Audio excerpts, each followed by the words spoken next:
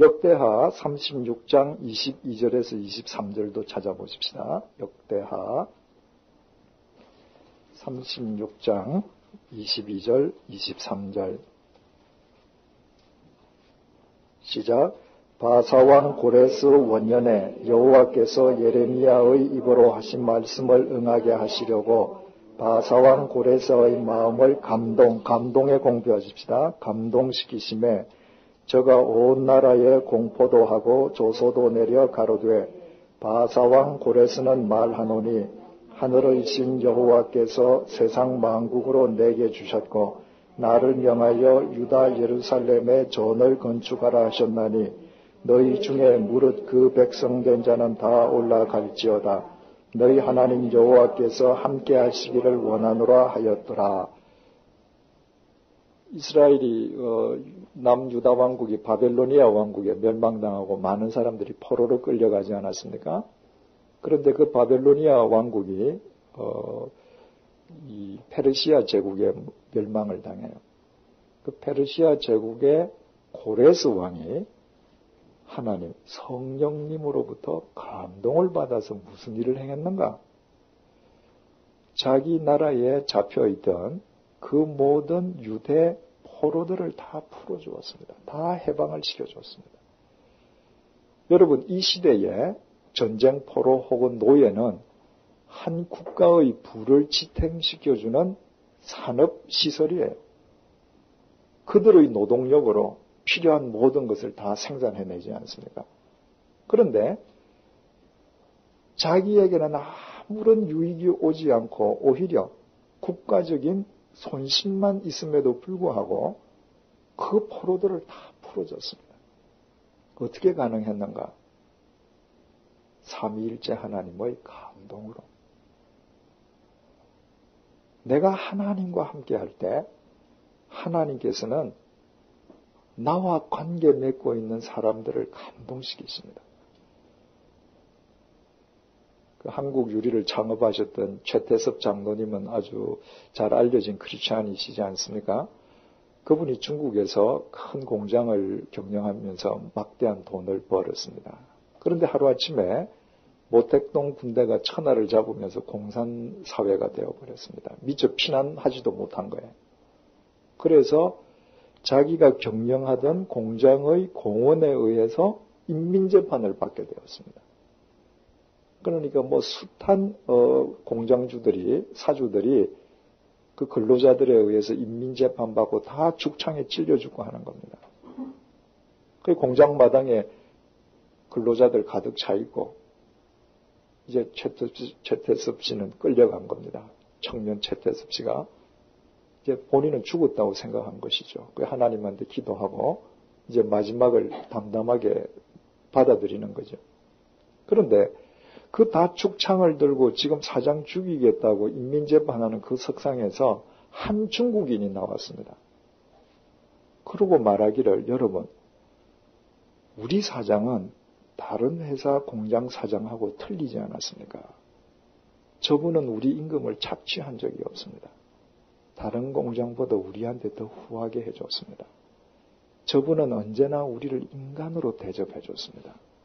저분이 우리한테 베풀어준 사랑을 한번 생각해 보십시오. 그런데 저분을 죽인다면 우리가 도리에서 벗어나는 겁니다.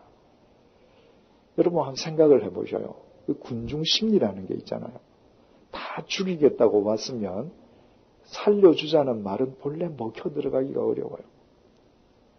누군가가 이 사람 살려주자 해도 한 사람이라도 죽여라 소리만 지르면 들고 찌르는 겁니다. 그런데 이분이 이 이야기를 하는데 그 공장에 가득 차 있던 근로자들이 잠잠해졌습니다. 그리고 들고 있던 죽창을 다 놓고 이분을 풀어줬습니다. 그래서 94일생으로 한국으로 돌아왔다고 자신이 간증을 하죠. 성령님의 감동으로 인한 것이죠. 요즘 그 한국 크리스찬들에게 많은 그 감동을 주는 책 중에 하늘에 속한 사람이 있습니다. 그 중국 가정교회의 지도자인 윙 형제가 쓴 글인데요. 그 책을 보면 한국 교회들이 가서 선교한다고 하는 것이 참나 부끄러울 정도로 그 가정교회 교인들이 얼마나 신앙이 깊은지 우리하고는 상대가 안 되는 분들이에요. 근데 그거를 보면 그분이 그 중국 공안당국에 잡혀서 수년 동안 감옥에서 온갖 고초도 다 당하고 하는데 그 모든 과정 끝에 하나님께서 어느 날 그를 중국에서 탈출하게 하셔요. 그런데 어떻게 탈출을 해요? 공안당국에 찍혀있는 사람인데 어떻게 여권을 냅니까? 그런데 어떤 사람이 오더니 자기 여권을 줘요. 이 여권으로 나가라고. 그런데 여권을 펴보니까 이건 말이 안 되는 얘기예요. 이 사람은 머리가 있는데 여권 사진은 대머리예요. 그러니까 누가 봐도 이거는 다른 사람 여권으로 나가는 거 알게 돼 있단 말이죠. 그런데 성령께서 나가라고 그러셔요. 그러면서 기도를 하는데 성령께서 깨달음을 주시기를 너 나가되 절대 말은 하지 마라. 그래서 그 대머리 여권을 들고 중국을 빠져나갑니다. 가서 이민국에 턱 내니까 이민국 직원이 그걸 보고 기가 찬 거죠. 미친 사람 하나 서 있잖아요. 이 사람이 뭐라고 말을 했으면 잡혀갔겠죠. 말 한마디도 하지 않고 그 이민국 직원의 눈을 봤습니다. 이분이 가만히 쳐다보더니 스탬프 찍어줘요. 그 비행기 목적지가 독일 프랑크푸르트예요. 독일 들어갈 때도 문제가 생기잖아요. 독일 이민국 직원도 보고 기가 차다는 표정이죠. 아무 말 안 하고 그 사람 눈만 봤습니다. 이 사람도 가만히 보더니 스탬프를 찍어줬어요. 그래서 그대로 들어가서 난민 수용소로 가서 자수하죠. 내가 이렇게 다른 사람 여권으로 들어왔다고. 그러니까 거기 난민 수용소에 있는 사람도 믿을 수가 없는 거죠. 어떻게 이런 사진을 들고 네가 들어올 수 있었나는 거죠. 성령께서 감동하시면 가능한 겁니다. 성령께서 이처럼 사람을 감동시키시는 분이시기 때문에 우리는 하나님을 믿는 믿음으로 사람을 믿을 수 있는 겁니다. 지금 그 사람이 내 가족 중에 누군가가 정말 내 마음을 아프게 해도 언젠가 나를 통로로 삼아 성령께서 그를 감동시키실 것을 우리는 믿게 되는 것입니다. 세 번째로 마태복음 10장 19절에서 20절. 마태복음 10장 19절에서 20절 같이 읽어보십시다. 너희를 넘겨줄 때에 어떻게 또는 무엇을 말할까 염려치 말라. 그때에 무슨 말할 것을 주시리니 말하는 이는 너희가 아니라 너희 속에서 말씀하시는 자 곧 너희 아버지의 성령이시니라. 성령님께서 역사하시면 성령님께서 우리에게 말씀을 주시는 것을 우리는 알게 됩니다. 예수님께서 분명히 말씀하셨거든요. 너희들이 잡혀가거나 할 때 두려워하지 마라. 너희들에게 필요한 말을 성령님께서 주실 것이다. 그래서 그 증거가 사도행전 4장 13절에 이렇게 나타나 있습니다. 저희가 베드로와 요한이 기탄 없이 말함을 보고 그 본래 학문 없는 범인으로 알았다가 이상히 여겼다. 유대인들이 본래 저 친구들은 무식한 갈릴리 어부 이렇게 생각했는데 그들이 어떤 반박에도 기탄 없이 말하는 것을 보고 그들이 다 깜짝 놀랐습니다. 성령님께서 그들에게 말씀을 주셨기 때문에. 예전에 제가 어릴 때 아주 참 신령하다고 알려진 권사님이 계셨어요. 참 기도 많이 하고 하신 분이신데 그분은 무학이세요. 초등학교도 못 나오신 분이세요. 그러니까 한편으로는 무식한 분이시죠. 그러니까 일상 이 대화를 나누면 뭐 문법적으로도 주어 동사 이런 것도 잘 안 맞고요. 표현력도 굉장히 빈약하고 어눌하고 그러신 분이세요. 그런데 어떤 이 공개적인 모임에서 이제 이분이 기도를 하시다가 방언 기도를 한번 하셨단 말이죠. 그랬더니 누군가가 이제 그 권사님한테 그 반박하는 이야기를 했습니다. 그 방언기도라는 게 가만히 들어보면 결국 몇 단어밖에 안 되지 않느냐. 그렇잖아요. 무슨 뭐 방언기도를 하는데 무슨 어휘를 뭐 몇백 개 쓰는 사람 없거든요. 결국 몇 단어를 계속 반복하는 거예요. 그런데 거기에 무슨 의미가 있겠으며 그 기도에 무슨 가치가 있겠느냐. 그러니까 그 초등학교도 안 나오시고 무식한 권사님으로서는 굉장히 어려운 질문을 받으신 것이죠. 이분이 잠시 있다가 뭐라고 대답을 하시느냐 하면 아마 젊으신 분은 잘 모르실 거예요. 여러분들 혹시 전보를 치러 가보셨습니까? 옛날 통신시설이 발달되기 전에는 전보라는 게 있었거든요. 우체국에 가서 내가 전보 칠 내용을 주면 우체국에서 접수하고 이제 서울 내가 지정하는 동네 우체국으로 전보를 보내요. 그럼 우체국에서 그 전보를 받아서 글로 표현해서 내가 원하는 그 수신자 집으로 배달을 해주는 거거든요. 그런데 전보를 치러 가면 전보를 어떻게 치느냐 하면 요런 그 쇳덩어리를 하나 놓고 소위 그 모리츠 부호라는 거 똔 또돈 똔 또돈 이렇게 보내요. 글자를. 그리고 이 전신 송신 기계가 고장나지 않습니까? 그럴 때는 이제 이 시외 전화를 연결해서 입으로 해요. 이 신호를 똔 이러고 보내요. 이 권사님이 그 이야기를 하시면서 전보 보내는 거 보세요. 똔 밖에 더 있습니까? 그러나 그 사람들은 다 알아듣습니다. 그게 무슨 말인지. 내가 하나님 앞에 똔만 해도 하나님은 다 알아들으십니다. 제가 그때 깜짝 놀랐죠. 아니 어떻게 저분이 저런 말씀을 하시는가. 근데 나중에 제가 성경을 공부하면서 성령님께서 우리에게 말씀을 주시는 분이시라는 것을 알고 그 권사님 생각이 불현듯 났습니다. 그때 그분이 그런 지혜로운 말씀을 하실 수 있었던 것은 성령님께서 주셨기 때문이구나. 제가 목회를 할 때 서울에서도 그랬고 제네바에서도 그랬고 저는 성경을 순서대로 설교를 했습니다. 성경을 순서대로 설교하면 교인들한테는 굉장히 유익하죠. 만약에 설교자가 자기 기호에 맞게 말씀을 선택해서 설교를 하면 평생 말씀을 통전적으로 알기보다는 단편만 알게 되거든요. 그래서 교인들에게는 성경을 순서대로 하는 게 굉장히 유익한데 설교하는 사람한테는 굉장히 어려워요. 왜냐하면 성경을 보다 보면 정말 난해한 부분이 있거든요.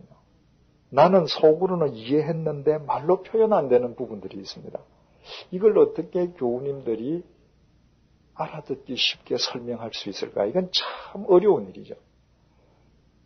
주님의 교회가 강남 YMCA를 빌려서 있을 때 이제 지하 주차장에 차를 세우잖아요. 그런데 그 YMCA 체육관에 오시는 분들, 결혼식장에 오시는 분들이 자동차 주차를 아무렇게나 해놓고 차문을 잠궈버리고 가요. 그럼 제가 어디 나가야 되는데 앞에 차가 가로막혀서 못 가는 수가 있단 말이죠. 그러면 보통 참 짜증스럽죠. 그런데 저는 그럴 때 짜증스럽게 생각하지 않았습니다. 내가 지금 어디 가야 되는 거 하나님께서 분명히 아시는데 이 차를 가로막아 두셨다면 지금 가지 말라는 이야기시거나 지금은 너 운전하지 말라는 사인으로 받는 거죠. 그래서 제가 무슨 꼭 지켜야 될 약속이 있으면 택시 타고 가면 되고 아니고 집에 퇴근하는 시간에 지금 누구 차가 가로막혀 있다. 그럼 무조건 사무실로 들어가요. 들어가서 서재에 있는 책 중에 서가에 있는 책 중에서 아무거나 뽑아서 그냥 펼쳐서 읽는 겁니다. 계획에 없던 일이죠. 그런데 바로 그 책 속에 그 주일 설교해야 될 굉장히 난해한 부분을 아주 쉽게 설명할 수 있는 내용들이 거기에 들어있는 겁니다. 이 구절과는 전혀 상관없는 책인데 그 책 속에 이런 내용이 들어있는 거예요. 성령께서 말씀을 주시는 거예요. 저는 목회를 하면서 제 방문을 잠그고 다니지 않았습니다. 밤낮으로 열어놓죠. 누구든지 들어와 볼 수 있죠. 그런데 새벽 기도회를 끝나고 제 책상으로 가면 저는 누군지 모르죠. 교우님들이 당신이 읽으시고 굉장히 감동스러웠던 글을 제 책상 위에 올려둬요. 익명으로. 그런데 그 글이 뭔가 내가 이번 주일날 이 구절을 어떻게 설명할까 고민하던 그 내용이 거기 있는 거예요. 그분은 내가 뭘 설교할지 모르잖아. 성령님께서 말씀을 주시는 것입니다. 그래서 여러분들이 말씀을 읽으실 때 정말 기도와 더불어 말씀을 읽어서야 되는 까닭은 내가 기도할 때 성령님의 조명 안에서 내가 말씀을 알게 되고 그 말씀과 전혀 상관없는 책 속에서 이 성경 말씀에 대한 새로운 의미를 깨닫도록 성령께서 역사하시는 것입니다. 네 번째로 사도행전 3장 6절에서 8절 보십시다. 사도행전 3장 6절에서 8절 시작. 베드로가 가로되 은과 금은 내게 없거니와 내게 있는 것으로 내게 주노니 곧 나사렛 예수 그리스도의 이름으로 걸어라 하고 오른손을 잡아 일으키니 발과 발목이 곧 힘을 얻고 뛰어 서서 걸으며 그들과 함께 성전으로 들어가면서 걷기도 하고 뛰기도 하며 하나님을 찬미하니 예루살렘 성전 미문 앞에서 날 때부터 안전뱅이를 베드로가 예수 그리스도의 이름으로 낫게 하는 장면이죠. 그 베드로가 얘기했습니다. 내게 은과 금은 없지만 내게 있는 것을 너에게 주노니 나사렛 예수 그리스도의 이름으로 걸어라. 그러나 이제 우리는 알죠. 인간의 몸을 입고 오셨던 주님께서 성자 하나님께서는 하늘에 오르셔서 하나님 우편에 앉아 계시고 이 미문에서 역사하셨던 분은 주님의 영 성령님이시라는 사실을 이제 우리 알죠.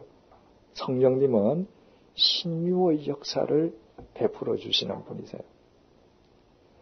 이 신유에 대해서는 우리가 다음 시간 제5과 말씀에 대해서 배울 때 이 신유에 대해서는 또 우리가 살펴볼 것이니까 그때로 넘겨두기로 하십시다.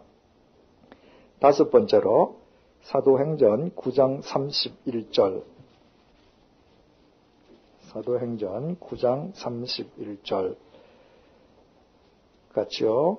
그리하여 온 유대와 갈릴리와 사마리아 교회가 평안하여 든든히 서가고 주를 경외함과 성령의 위로로 진행하여 수가 더 많아지니라. 성령의 위로, 성령님께서는 위로하시는 분이세요. 여러분, 사람의 위로와 성령님의 위로에는 본질적인 차이가 있습니다. 사람의 위로는 뭐예요?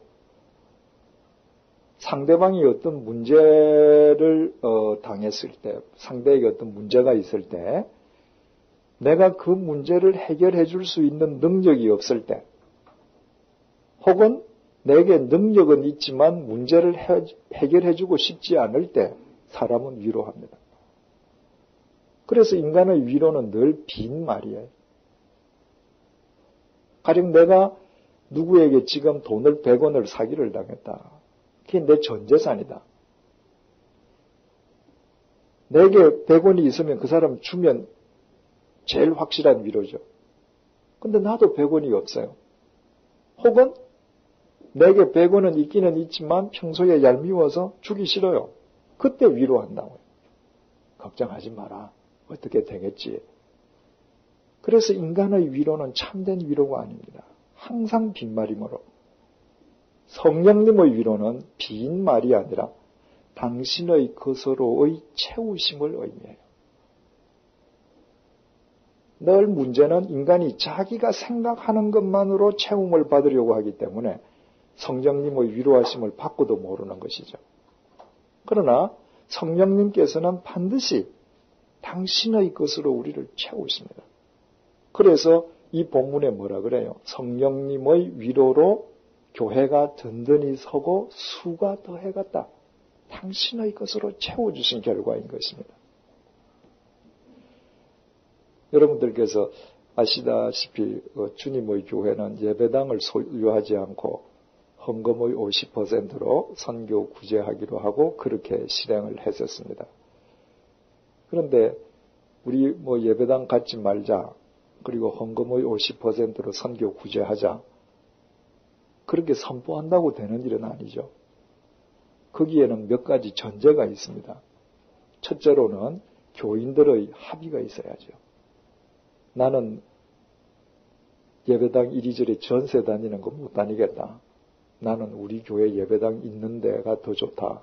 그럼 안 되잖아요. 그죠? 두 번째로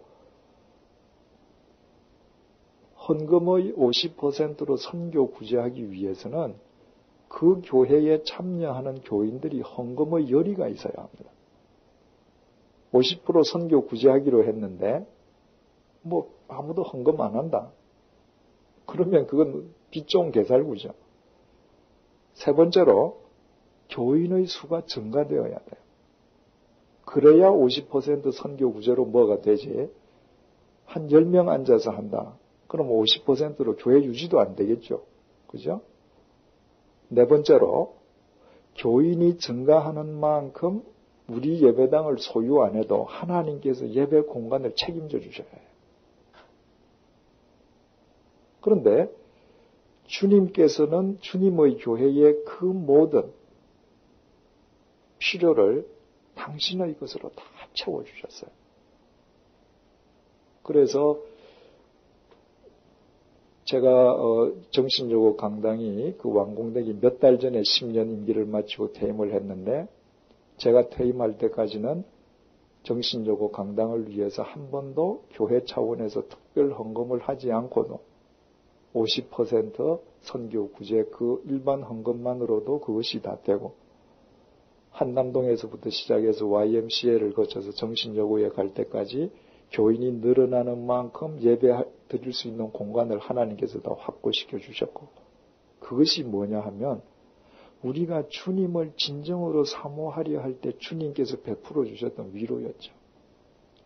당신을 채워주심이었습니다. 그래서 여러분 이 세상을 살아가실 때 절대 어떤 경우에도 사람의 위로를 기대하지 마십시오. 사람의 위로는 늘 우리를 더 목마르게 합니다. 왜냐하면 비어있기 때문에 그래요. 우리가 성령님의 위로를 구하고 성령님의 위로를 볼 수 있는 영적인 눈만 가지면 우리의 매일매일 삶 속에 성령님의 위로, 당신의 채우심은 어떤 형태로든 우리와 함께하고 계심을 알게 되는 겁니다. 여섯 번째로 로마서 5장 5절입니다. 로마서 5장 5절 시작. 소망이 부끄럽게 아니하면 우리에게 주신 성령으로 말미암아 하나님의 사랑이 우리 마음에 부은 바 되미니 성령님께서 어떻게 하시는가? 하나님의 사랑을 우리에게 부어주십니다. 사랑을 주시는 분이세요. 이 성령님 안에서 성령님께서 부어주시는 사랑을 힘입지 않으면 부부지간도 서로 사랑 못하죠, 실은. 우리는 지극히 자기중심적이니까. 여러분 언제 시간 있으시면 낮에 오셔서 꼭 이 양화진을 한번 직접 산책해 보시기 바랍니다. 여기는 개신교 선교사님들 한국에 오셔서 선교하시던 분들 중에서 이 땅에서 돌아가셨던 분들 다 여기에 묻혀 계시거든요. 거기에 가보면 우리가 참 많은 것을 느끼게 됩니다. 저분들은 거의 초기에 오신 분들은 100년, 120년 전에 오신 분들이셨잖아요. 그런데 지금부터 100년, 120년 전에 미국인이나 영국인들에게 코리아라는 나라가 어떤 나라였는지 한번 여러분 생각을 해보십시오. 당시의 서구 백인들에게 아프리카가 훨씬 가기 쉬웠습니다. 왜냐하면 그때 이미 아프리카를 그들이 가서 개발한 지는 한 200년이 지났기 때문에 백인들이 살 수 있는 도시, 집들 다 지어져 있었거든요. 아프리카 땅은 아프리카지만 그들이 사는 곳은 영국, 미국하고 다름이 하나도 없었습니다. 수세식 화장실에 침대에 다 있었단 말이죠. 그런데 그 당시에 조선이라는 나라는 아프리카보다 더 미개한 나라인 겁니다.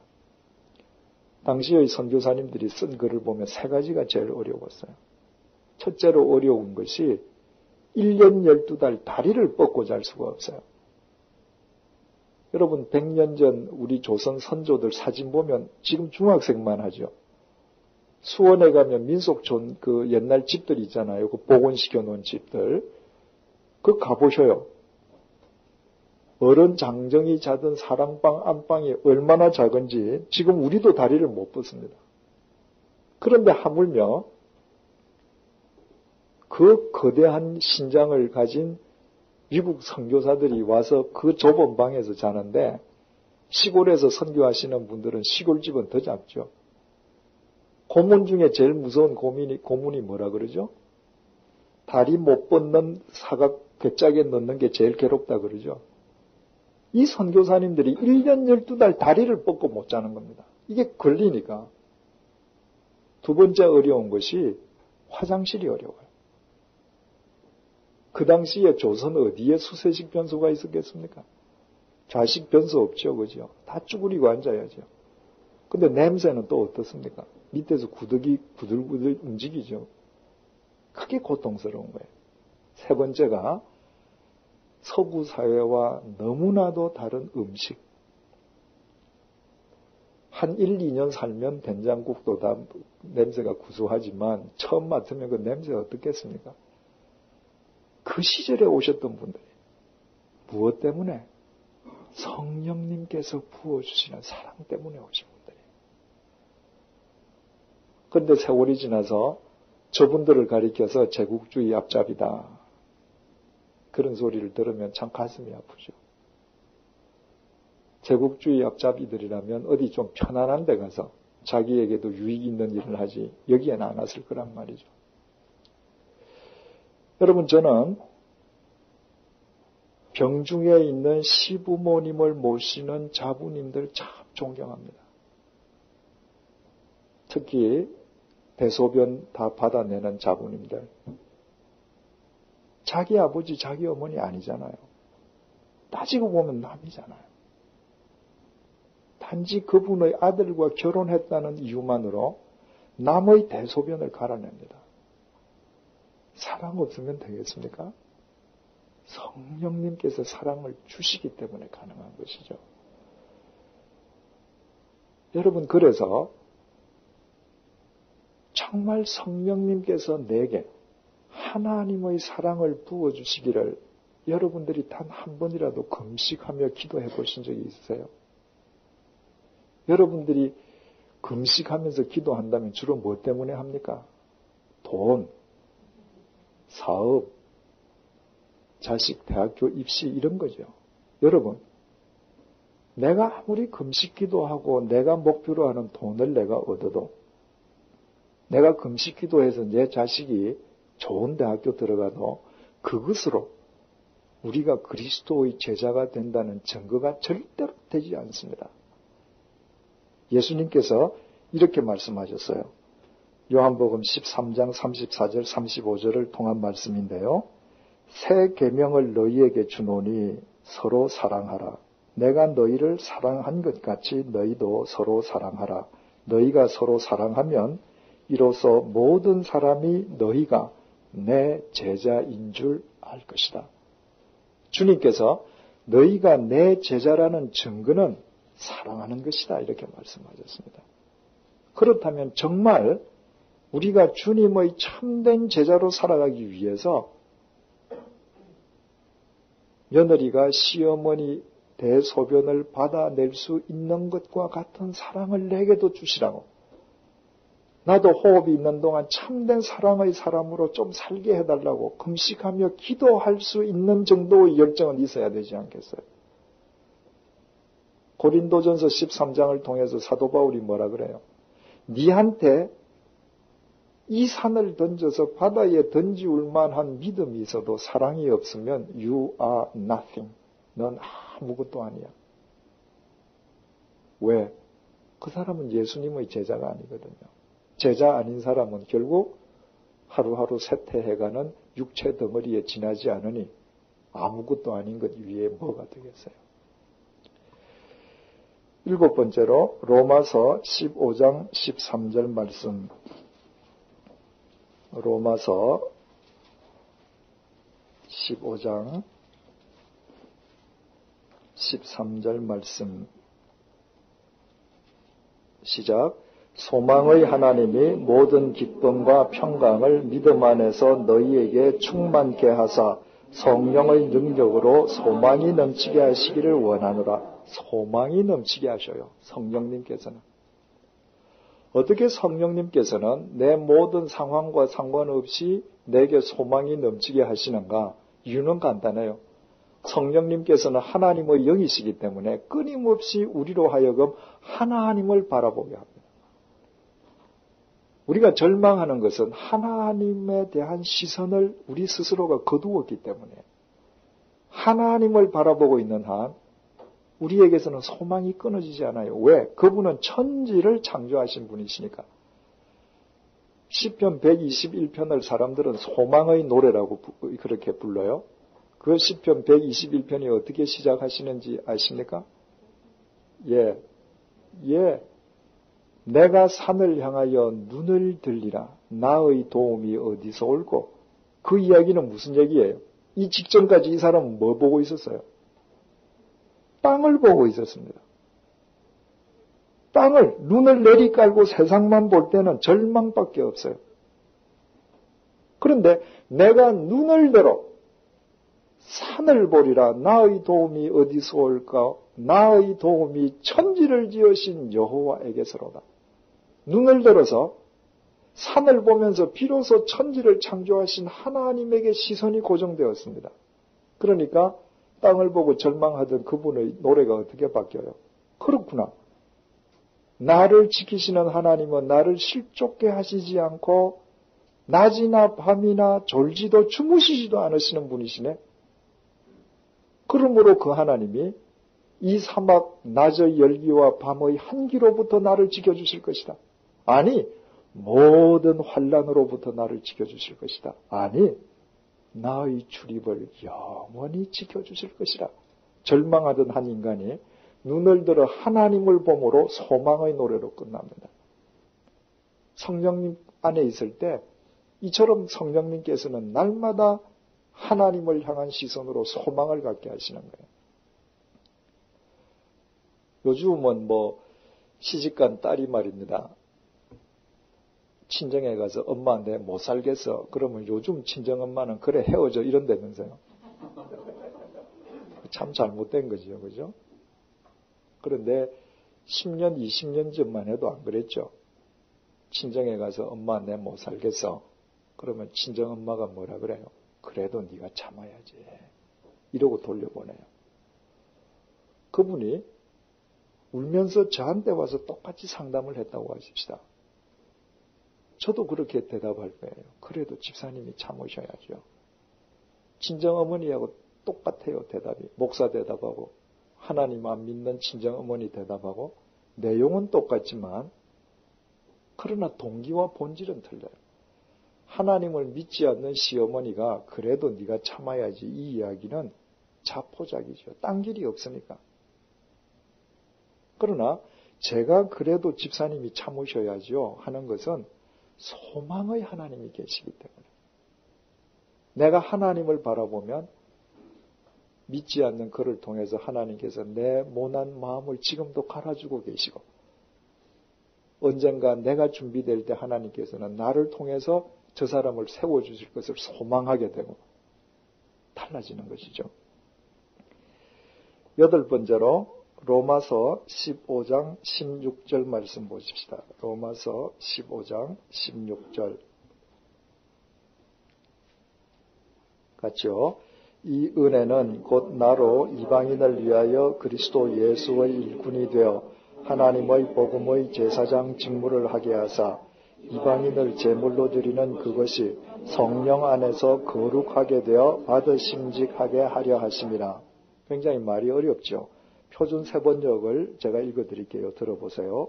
하나님께서 내게 이 은혜를 주신 것은 나로 하여금 이방 사람 앞에 그리스도 예수의 일꾼이 되게 하여 하나님의 복음을 전하는 제사장의 직무를 하게 하시려는 것이며 그리하여 이방 사람들로 하여금 성령으로 거룩하게 되게 하여 하나님께서 기쁨으로 받으실 제물이 되게 하시려는 것입니다.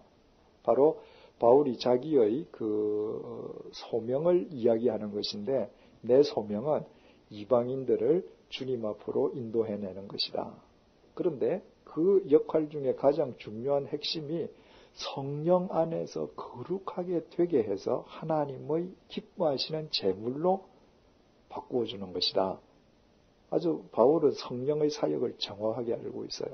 성령님께서는 우리를 거룩하게 해주시는 분이세요. 거룩이라는 게 뭐죠? 구별이라는 말이에요. 히브리 말로 거룩은 따로 구별해 놓는 거예요. 내가 거룩하기 때문에 하나님께서 당신 자녀로 구별해 주신 게 아니라, 나는 형편없는 인간임에도 불구하고 하나님께서 당신의 것으로 구별해 주셨기 때문에 우리는 지금부터 거룩한 삶을 살아가는 것입니다. 어떻게 성령님께서 우리를 날마다 거룩하게 바꾸어 가시는가? 아까 처음 예수님의 설명을 보니까 성령님의 역할 가운데에 뭐가 있었습니까? 책망하시는 성령님이시기 때문에. 그래서 그 말씀 안에 있으면 우리는 날로 구별된 삶, 거룩한 삶을 지향하게 되는 것입니다. 그래서 참된 성령의 사람은요, 그 마음속에 늘 갈등이 있어야 합니다. 사람들이 오해하지요. 예수 믿으면 갈등이 없어야 된다. 그렇지 않습니다. 갈등이 있어야 해요. 나팔꽃이 줄을 타고 올라가지 않습니까? 그런데 여기에 지금 나팔꽃 줄이 있는데 나팔꽃 머리가 여기에 이제 감겨서 붙었어요. 그 땅에서 계속 양분이 공급되면 이 나팔꽃 꽃머리가 계속 길어지잖아요. 그럼 윗줄을 또 잡아야 되는데 이 윗줄을 잡기 전에 이 나팔꽃이 사람의 눈에는 안 보이지만 이 나팔꽃 머리가 계속 떤다는 겁니다. 계속 떨다가 윗줄을 탁 잡아요. 만약에 이 나팔꽃 머리가 떨지 않으면 나팔꽃 머리의 무게 때문에 밑에서 양분이 와서 줄기가 길어질수록 땅으로 쳐져버리는 겁니다. 그리스도인도 마찬가지예요. 내가 예전에는 복음을 받아들이고 주일날 교회 가서 주일 예배 한 번 드리는 것만으로 만족했어요. 기뻤어요. 아무 문제가 없었습니다. 그런데 어느 날 내가 말씀을 더 보다 보니까 산데이 크리스찬으로는 안 돼요. 내가 집에서도 내가 아침에 일어나서 말씀을 묵상해야 하고 내가 기도 생활을 해야 돼요. 그 갈등 때문에 윗줄을 잡는 것입니다. 내가 예전에는 예수 믿고 술, 담배 끊고 나서 해피했습니다. 그것으로 나는 진짜 크리스찬이 된 줄 알았어요. 그런데 어느 날부터 내 아내에 대한 내 은행을 보니까 난 멀었어요. 갈등이 생겼습니다. 그 거룩한 갈등 때문에 영적으로 더 높은 삶을 지향하게 되고 성령님 안에서 그 삶이 구현되는 것입니다. 그래서 예수님을 믿으면서 우리 기뻐한다. 그 대단히 중요하죠. 그런데 그 기쁨이라는 것은 절대로 나의 감성적 차원에서의 기쁨을 의미하지 않습니다. 많은 사람들이 찬양하거나 밤을 새워서 기도하면서 자기의 감성적 기쁨을 만족해하는 사람이 있습니다. 그것은요, 종교 마약증에 지나지 않습니다. 그리스도인의 기쁨은 시편 126편의 노래처럼 울면서도 씨를 뿌린 뒤에 거두어지는 새로운 삶으로 인한 기쁨인 것입니다. 그래서 그리스도인들은 갈등하되 세상의 때문에 갈등하고 세상으로 침몰하는 것이 아니라 거룩한 삶을 위해 갈등함으로 그 삶이 날로 더더욱 위로 향하게 되는 것이죠. 9번째로 고린도후서 3장 17절 말씀입니다. 고린도후서 3장 17절 말씀. 시작. 주는 영이시니 주의 영이 계신 곳에는 자유함이 있느니라. 성령님께서는 우리를 자유하게 하십니다. 성령님은 어떤 분이세요? 천지를 창조하신 하나님의 영이시잖아요. 그 하나님의 영이 나와 함께 하심을 내가 정말 믿고 그 통찰력으로 살아간다면 세상에서 나를 억누를 불안과 근심이 어디에 있겠습니까? 그 성령님을 내가 의식하고 살아가면 모든 불안과 근심으로부터 우리는 자유하게 돼요. 옛날에 믿지 않는 그 남편의 그 오만과 교만 때문에 참 마음 아파하던 성도님이 계셨어요.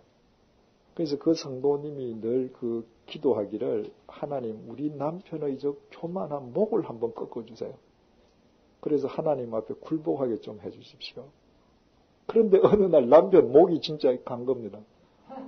움직이질 않는 거예요. 그랬더니 이분이 놀래서 뛰어오셨어요. 아니 무서워서 하나님 못 믿겠다는 거예요. 그래서 제가 그렇게 말씀드렸죠. 아니 왜 무섭습니까? 지금 이 상황이야말로 하나님께 감사드릴 상황이죠. 왜? 성령님께서 나하고 함께 하시는 걸 성령님께서 직접 보여주셨잖아요. 그분이 이게 무서워할 게 아니네. 정말 그분이 나와 함께 하시는 걸 보여주셨네. 그걸 감사하면서 그분이 정말 모든 인간적인 불안과 근심으로부터 자유하는 삶을 사시는 것을 보았습니다. 물론 그 남편도 하나님 앞으로 돌아왔고요. 성령님께서 나와 함께 하심을 내가 매일 깨어 인식하고 산다면 우리는 모든 죄의 유혹으로부터 자유할 수 있습니다. 왜? 성령님의 거울 속에서 이것이 지금은 달아 보이지만 그 결국은 쓴 열매요. 이것이 지금은 써 보이지만 그 결과는 단 열매인 것을 확연히 알 수 있거든요. 그래서 주의 영은 우리를 자유케 하십니다. 10번째로 갈라디아서 5장 22절에서 23절. 갈라디아서 5장 22절에서 23절 308페이지입니다. 시작. 오직 성령의 열매는 사랑과 희락과 화평과 오래 참음과 자비와 양선과 충성과 온유와 절제니 이 같은 것을 금할 법이 없느니라. 성령의 사람들은 반드시 성령의 열매를 맺게 됩니다. 내가 성령님을 의식하고 살아갈 때 성령께서 나를 친히 가꾸어 주시기 때문에 내 삶 속에서 성령의 열매가 결실되는 것을 금지할 세상의 법이 있을 수 없는 것이죠. 아까 처음에 성령님께서는 우리를 도우시는 자, 위로하시는 분, 인격자시라고 그랬죠. 그래서 내가 성령님과 함께 동행할 때 그분의 인격 속에서 나의 인격이 변화됩니다. 그러면서 열매가 맺히는 거예요. 이제 이 다음 기회에 성숙자반을 하게 되면 여러분들에게 상세하게 말씀을 드리겠습니다만은 성령의 은사가 있죠. 방언이라든지 사람을 낫게 하는 것과 같은 은사가 있는데 성령의 은사와 열매의 궁극적인 차이는 인격 변화의 유무입니다. 내 인격이 변화되지 않고 방언할 수 있습니다. 내 인격이 변화되지 않고도 신유의 통로가 될 수 있어요. 그래서 우리가 요즘은 기도원에 자주 가시는 분도 안 계시지만 기도원 원장님 중에 굉장히 능력이 크다거나 혹은 사람들 중에 저분은 정말 성령 충만한 분이라고 하는 분 중에 그리고 성령의 은사를 발휘하는 분들 중에 우리가 전혀 존경할 수 없는 분들이 많이 있는 것은 그 은사는 인격의 변화 없이 주어져요. 그러나 열매는 반드시 인격이 맺어져야 됩니다. 나보다 더 인격이 높은 분과 내가 사귀면 그분의 인격이 내 속에 스며들잖아요. 마찬가지로 성령님의 인격과 내가 교제하면 내 인격은 변화될 수밖에 없는 것이죠. 오래전에 어떤 한국에서 발행되는 선교 잡지를 봤는데 일본에서 선교하시는 분의 가족들이 이제 인터뷰를 했는데 하여튼 대단한 은사를 받으신 분이세요. 그래서 아주 대단한 은사 사역을 일본에서 하셔요. 그리고 이제 기자하고 인터뷰를 하면서 그 일본에서 찍은 사진이 그 잡지에 게재되어 있는데 일본 고궁에서 이 선교사님이 사진을 찍으셨어요. 그런데 사진을 찍은 장소가 어디냐면 잔디밭에서 찍었는데 그분이 사진을 찍은 딱 앞에 출입 금지 팻말이 딱 붙어 있어요. 그런 인격으로 은사의 사람이 될 수 있을런지는 모르지만 그분이 함께 더불어 살아가는 사람 사이에서 인격의 열매를 보여줄 수 있겠는가. 그런데 오늘날 우리 대부분이 사실은 이 인격의 변화에 별 관심이 없다는 것이 문제죠. 인격은 깊어질수록 자기 사익만 생각하는 자세에서 공익을 생각하는 자세로 바뀌어집니다. 우리가 저분은 참 인격적이다라고 말을 할수록 그분은 여러 사람을 생각하는 분이세요. 자기만 아는 사람을 가리켜서 우리 비인격적이라 그러죠. 그렇다면 우리 이런 생각을 한번 해보십시다. 경찰이 있습니다. 경찰은 공익을 위해서 존재하죠. 그 경찰 중에 굉장히 신앙심이 좋으신 분이 계세요. 금요일 날 밤 11시에 교회에서 철학 기도회가 있어요. 그런데 그 밤 11시에 자기가 야근을 해야 될 당번입니다. 그런데 이분이 정말 어떻게 재주 좋게 상관의 눈을 피해서 자기가 근무해야 될 근무지를 이탈해서 11시에 철야 기도에 갔습니다. 아마 그 교회 목사님께서 참 믿음 좋다고 그랬을는지 모르죠. 그러나 그분은 성령의 사람이라고 말하기 어렵죠. 정말 성숙한 성령의 인격을 지닌 분이라면 내가 내 근무지를 이탈해서 예배당에 가서 기도하기보다 내게 주어진 공익의 의무를 다하기 위해서 그 시간에 술 취한 사람의 길을 바로잡아주고 내가 맡은 관할 구역에 있는 모든 사람들이 안심하고 잠잘 수 있도록 내가 방범에 더 내 신경을 쓰는 것. 그런 분이 성령의 열매를 맺는 것이죠. 이 은사와 열매에 대해서는 이 다음에 우리 성숙자반에서 더 깊이 생각해 보도록 하십시다. 네 번째로 성령님께서 임하신 성경의 예를 한번 보십시다. 사도행전 2장 1절에서 4절. 사도행전 2장 1절에서 4절. 시작.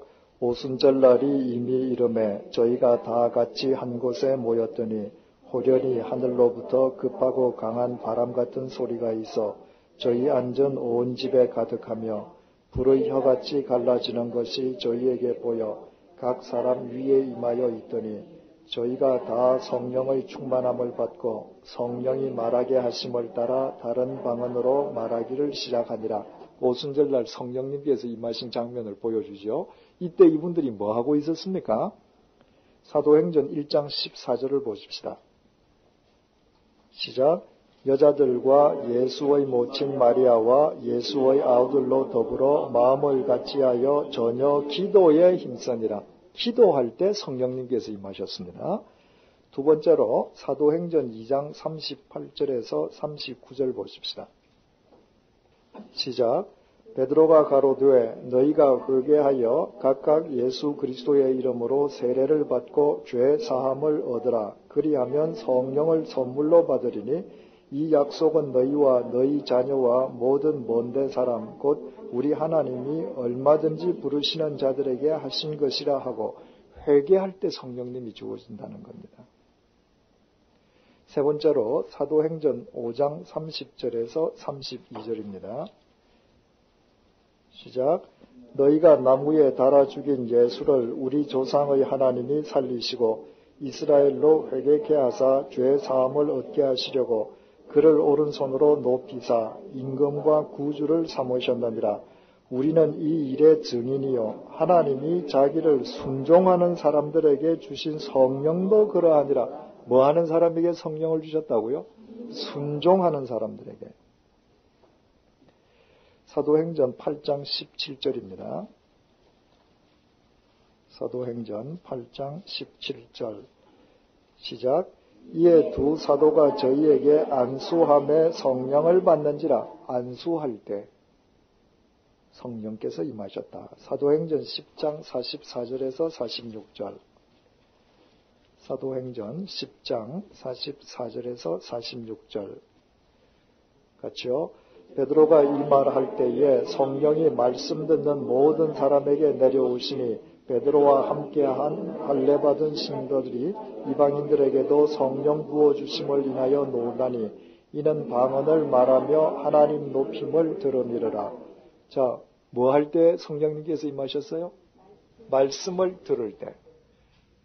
자, 기도할 때, 회개할 때, 순종할 때, 안수할 때, 말씀을 들을 때 성령님께서 임하셨는데 이 모든 경우에는 두 가지 공통점이 있습니다. 첫째로 이들은 성령 그 자체를 구하지 않았다는 거예요. 아니, 이들은 성령님께서 존재하신다는 사실 자체를 몰랐습니다. 두 번째 공통점은 모두 예수 그리스도를 더 잘 쫓으려고 할 때, 주님을 향해 열린 중심을 가지고 있을 때 그들에게 성령님께서 임하셨던 것입니다. 더 분명하게 말씀드리면 성령님께서 임하심으로 그들이 주님을 쫓는 바른 사람이 될 수 있었던 것입니다. 그러므로 성령님께서 임하시기 위한 어떤 특별한 조건이 있다. 이러이러한 틀 속에서만 성령을 받을 수 있다. 그건 잘못된 거죠. 그죠? 성경은 어디에서도 그렇게 얘기하지 않습니다. 자, 큰 5번. 당신은 성령님을 받았습니까? 어떻습니까? 여러분은 성령님을 받았습니까? 그 증거는요? 예, 다 맞습니다. 두 분 말씀 다 맞으세요. 고린도전서 12장 3절 보십시다. 고린도전서 12장 3절 말씀. 신약성경 277페이지. 시작.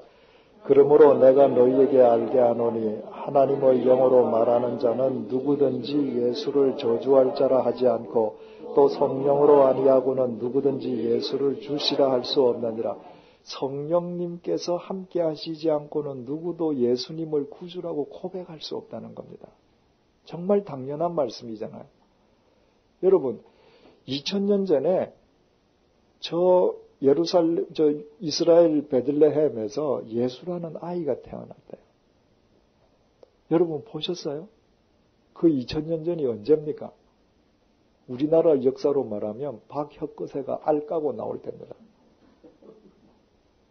그 아득한 옛날에 이스라엘에서 아이가 한 명 태어났는데 처녀가 나왔대요. 전설 같은 얘기죠. 그가 커서 십자가에 못 박혀서 죽었는데 2000년 후에 태어날 내 죄 때문에 죽었대요. 이런 황당한 얘기가 어디 있어요? 그런데 여러분은 믿습니다. 그분을 주님으로 고백해요. 왜? 이미 성령님께서 여러분에게 임하셨기 때문입니다. 그렇다면 이렇게 질문할 수 있죠. 나는 주님을 위해서 순종하려고 해본 적도, 회개해본 적도, 말씀을 진지하게 들어본 적도 한 번도 없는데 어떻게 성령님께서 내게 임하셨단 말인가? 히브리서 2장 4절 보십시다. 신약성경 히브리서 2장 4절 354페이지. 히브리서 2장 4절 말씀. 시작. 하나님도 표적들과 기사들과 여러 가지 권능과 및 자기 뜻을 따라 성령의 나눠주신 것으로서 뭐에 따라? 하나님의 뜻에 따라 성령을 우리에게 주셨습니다. 내 삶의 태도에 상관없이. 그 좋은 예가 우리뿐만 아니라 또 누구죠? 바울이 있죠. 그는 예수님을 믿었던 자가 아니라 예수님 제일 대적자였습니다. 그런데도 하나님의 뜻에 따라 그에게 성령을 먼저 주심에 그가 주님의 제자가 되었습니다. 바로 성령님께서는 우리가 도덕적으로 더 뛰어나서가 아니라 우리 동창생들보다 윤리적으로 못한 부분이 더 많았음에도 불구하고 하나님의 선하신 당신의 뜻을 위해서 우리에게 성령님을 먼저 주셨기에 2000년 전에 처녀의 몸에서 났다는 그 이야기를 전설로 치부하는 것이 아니라 복음으로 믿는 것입니다. 그렇다면 우리에게 남아있는 건 뭐예요? 이제는 성령님을 쫓아 성령 충만한 성령님과 함께 교제하며 살아가는 삶만 남아있는 것이죠. 성령 세례와 성령 충만 이런 명제에 대해서는 이 과에서 그는 좀 더 나아가는 이야기이기 때문에 이 다음 기회에 성숙자반에서 더 상세히 말씀을 드리고요. 하여튼 이미 우리는 성령께서 우리에게 임하시고 성령 세례를 받은 자이기에 성령 충만한 삶을 살아갈 때 오늘 배운 것과 같은 성령님의 역사가 우리 삶 속에 일어난다는 것을 알게 되는 것이죠. 이제 한 가지 말씀을 끝으로 오늘 강의를 맺겠습니다. 제가 신대원을 졸업하던 그 해, 마지막 해죠. 수학여행을 제주도로 갔는데 그때 제 3살 되는 아이를 데리고 갔습니다. 제가 아주 어릴 때 제 아버지께서 저를 데리시고 비행기를 태우고 서울을 오셨는데 그때는 칼이 아니고 KNA죠. 그 프로펠러 비행기를 타고 서울을 저를 데리고 오셨는데 그때 하늘 위에서 봤던 그 모든 것이 지금도 제 뇌리에 생생하게 각인이 되어 있습니다. 그래서 그 제주도 여행을 하는데 서울에서 목포까지는 기차, 목포에서 제주도까지는 배, 제주도에서 서울은 비행기를 타고 오게 되어 있었기 때문에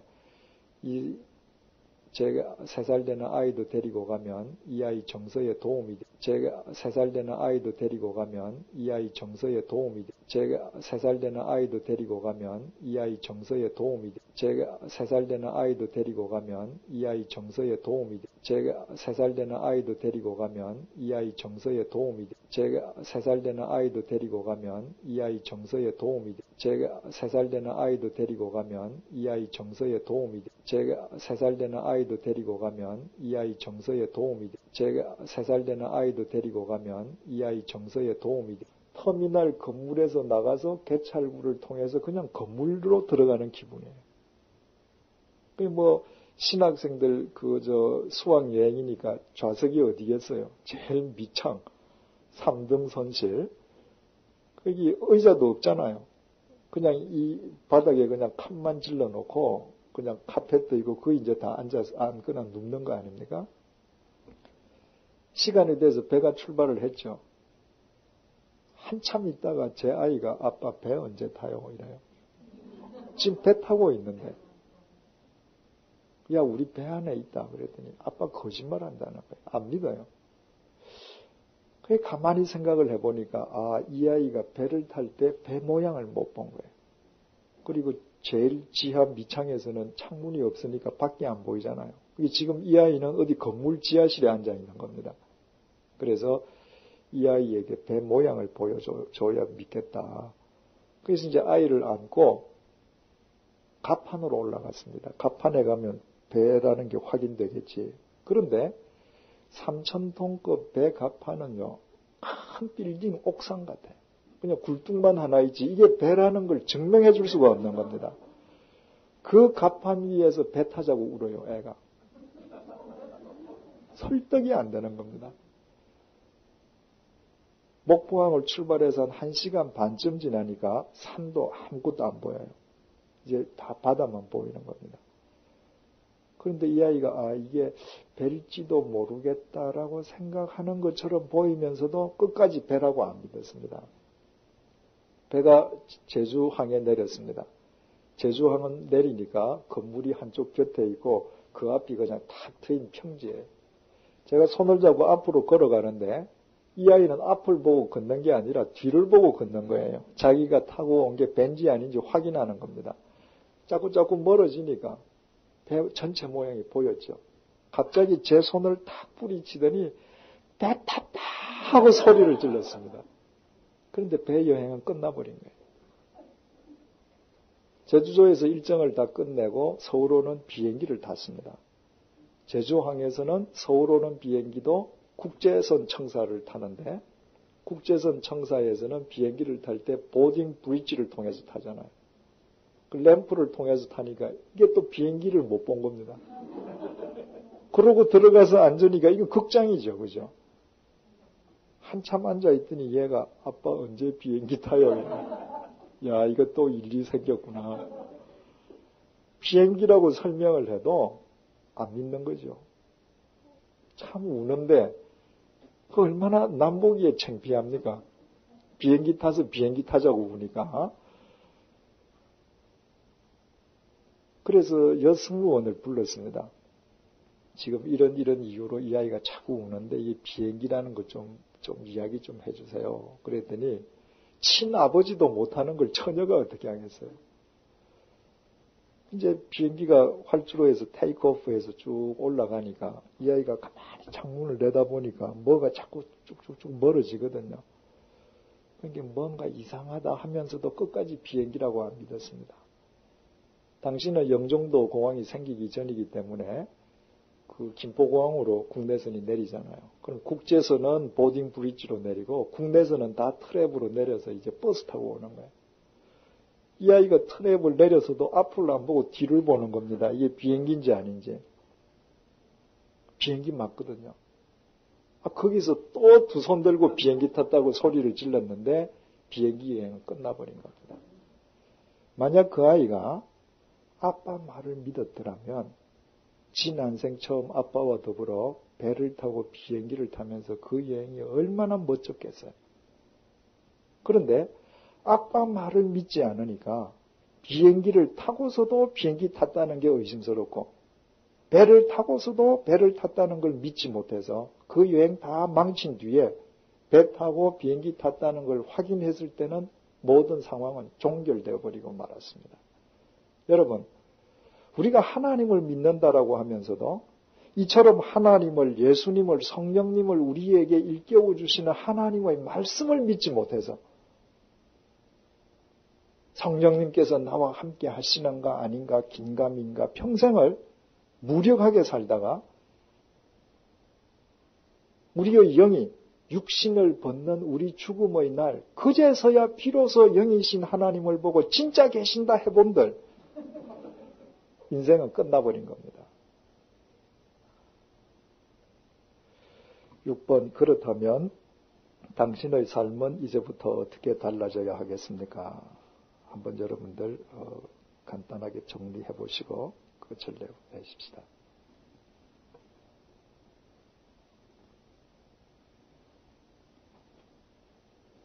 하나님 아버지, 오늘 하나님 아버지의 말씀을 통해서 성령님에 대해서 배웠습니다. 천지를 창조하신 하나님의 영께서 이미 나와 함께하고 계심을 배웠습니다. 하나님, 배웠음에도 불구하고 이 말씀을 믿지 못해서 일평생 무기력하게 자신을 믿고 살면서 절망하는 어리석은 자가 되지 말게 도우소서.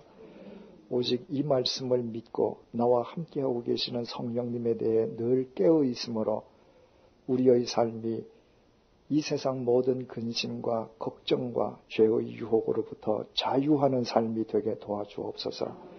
성령님의 책망 속에서 날마다 우리의 양심이 싱싱하게 살아있을 수 있도록 도와주시고 성령님의 인도하심 가운데 우리의 인격이 날마다 더 깊고 넓고 높이 확장될 수 있도록 도와주옵소서. 그와 같은 우리의 삶을 통하여 성령님의 빛이 이 어두운 세상을 밝히는 귀한 역사가 일어나게 도와주옵소서. 예수님의 이름으로 기도드립니다. 아멘.